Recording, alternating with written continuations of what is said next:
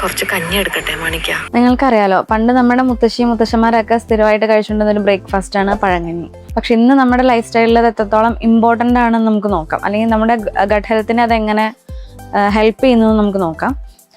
പഴങ്കഞ്ഞിയിൽ മെയിനായിട്ട് starch normally carbohydrates എടുക്കരുതെന്ന് പറയും. പക്ഷെ പഴങ്കഞ്ഞി ആകുമ്പോൾ, അതായത് ഫെർമെൻ്റ് ആകുമ്പോൾ ആ സ്റ്റാർച്ചിൻ്റെ അളവ് കുറവാണ്. മാത്രമല്ല അതിനകത്ത് നമ്മുടെ ഗട്ട് ഹെൽത്തിന് വേണ്ടിയിട്ടുള്ള ഒരുപാട് ബാക്ടീരിയാസ് ഫെർമെൻറ്റേഷൻ കഴിയുമ്പോൾ അതിൽ വരികയും ചെയ്യും.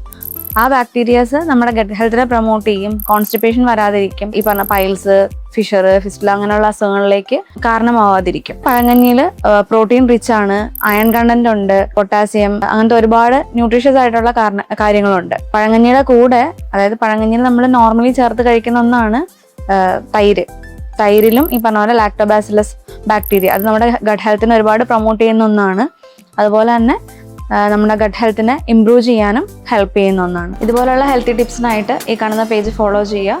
ഡോക്ടർ കൺസൾട്ടേഷനായിട്ട് താഴെ കാണുന്ന നമ്പറിൽ കോൺടാക്ട് ചെയ്യുക.